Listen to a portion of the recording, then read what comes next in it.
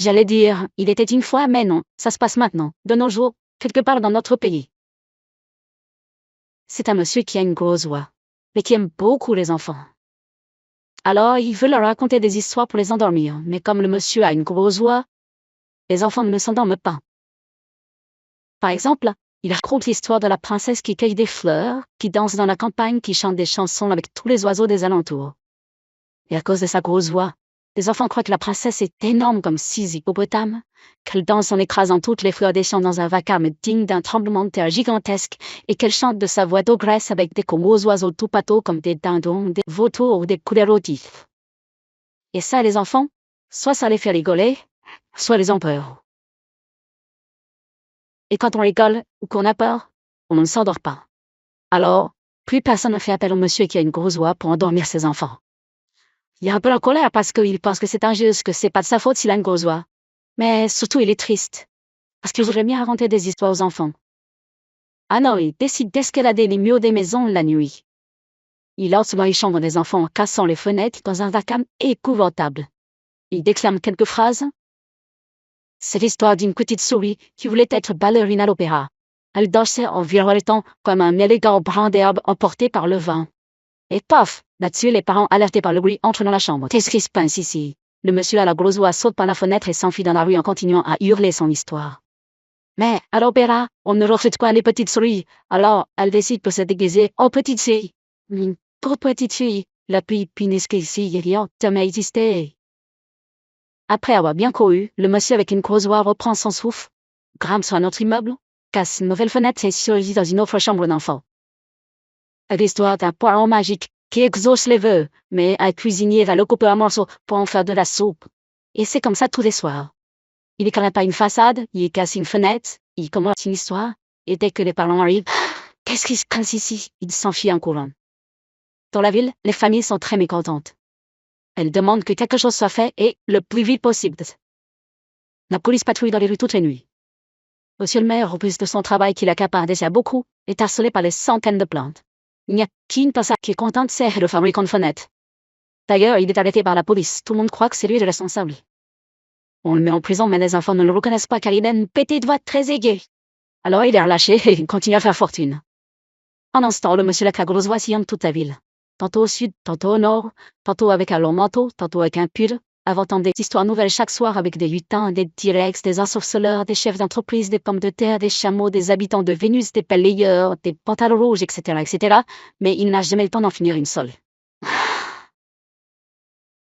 Un soir, sans faire exprès, il grimpe le long du mur de chez monsieur le maire. Il casse la fenêtre de la chambre de Blanche et Benoît, les enfants du maire. Et il commence son récit. C'est l'histoire d'une licorne qui avait 3 cornes. Elle était rejetée par les siens, il ne roulait pas d'ailes de ces 3 cornes dans les vertes prairies parfumées des couleurs de l'arc-en-ciel. Ayant vu ça, le monsieur avec la grosse voix s'arrête et s'apprête à enjamber la fenêtre. Il n'a généralement pas le temps d'en dire beaucoup plus avant que les parents ne fassent irruption dans la chambre. Mais là, non. Pas un coup dans le couloir. Il regarde les 2 enfants, ils n'ont pas l'air effrayés. Il y a même Benoît qui dit « Et après, elle fait quoi la licorne ?» Le monsieur avec la grosse voix penche un peu la tête, scrute les 2 enfants du regard. Et un grand sourire partant d'une oreille et allant jusqu'à l'autre vient illuminer son visage. Il demande « Vous n'avez pas peur de moi ?» Les enfants répondent « Non, notre papa n'est jamais là, il ne nous raconte pas d'histoire et on s'ennuie beaucoup. » Le monsieur cherche une chaise, il la trouve un peu petite, mais il s'en satisfait, il s'assoit dessus et il reprend son histoire. Après, la licorne à 3 cornes s'est retrouvée dans le désert de la soif absolue. Là-bas, pas une goutte d'eau. Mais c'était pas ça le pire. Le pire, c'était la tribu des Crânes-à-Hanches. Des créatures très cruelles qui avaient comme une peau de rhinocéros et des grandes oreilles flasques. On les appelait comme ça parce qu'ils portaient les crânes de leurs ennemis à une stature sur leurs hanches. Notre licorne les entendit alors qu'ils étaient en pleine réunion et préparaient un plan d'attaque pour envahir les vertes prairies des licornes. Ils allaient mettre le feu en plein endroit et les licornes allaient se jeter dans la seule ouverture restante au centre de laquelle un piège avait été creusé. Il fallait prévenir ses amis licornes, mais c'était trop tard. Les Crânes-à-Hanches étaient déjà en route. Et ils se dispersaient aux 4 coins des vertes prairies, mettant le feu de ci et de là. Notre ami licorne n'avait qu'une chose à faire, boucher le trou qui serait le piège. Gros rocher n'était pas loin. à la portée quelques ruades pour le faire bouger. Mais rien n'y a fait. Le son d'une cavalcade commençait à s'approcher. Toutes les licornes effrayées par les feux allaient se jeter dans le piège. La licorne à 3 cornes alors prit son élan.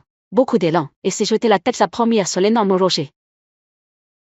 Le bloc de pierre est alors sorti de sa base et a roulé dans le piège juste au moment où Petit Licorne est tombé dedans.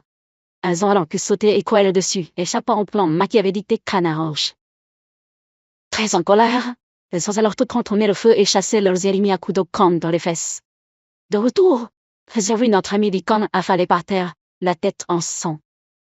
Ses 3 cornes étaient cassées sous l'effet du choc, mais elle allait s'en remettre. Toutes les licornes se sont excusées, l'ont soigné, et lui ont fait la fête. Ces 3 cornes n'ont jamais repoussé, mais ses amis licornes lui ont fabriqué un casque, exprès pour elle avec 3 cornes d'or. Les 2 enfants du maire applaudissent. Bravo, bravo! Le monsieur les Cragourois salue son public et va pour s'en aller. Tu reviendras demain? Demande Blanche. Oui, s'il te plaît, dit Benoît. On va cacher la fenêtre cassée avec des rideaux et papa ne verra rien. C'est d'accord, répond le monsieur les Cragourois. Il leur fait signe de la main et disparaît dans la nuit. Le lendemain, il revient, il raconte une histoire et il s'en va de même. Le surlendemain aussi, puis toute la semaine, puis tout le mois, puis un soir. Lorsqu'il revient à la chambre, il est attrapé par la police et le maire lui passe des menottes. Derrière lui, les 2 enfants sont en pleurs. Il crie pour qu'on le relâche, faut qu'il raconte encore des histoires. Ils disent qu'il est gentil et que ces histoires sont trop bien, et que si leur papa n'obéit pas, ils ne lui feront plus de bisous de toute la vie. Et toute la vie, c'est long. Alors, monsieur le maire décide de faire la seule chose à faire. Il paye grassement les policiers qui sont sur place pour acheter leur silence. Il fait savoir publiquement que le monsieur qui casse les fenêtres a été arrêté et emprisonné au fin fond du pays. Et il engage le monsieur qui a une grosse voix pour être la nounou de ses enfants. Comme vous le voyez, c'est une histoire qui se termine très bien. Sauf pour le fabricant de fenêtres qui a beaucoup moins de travail.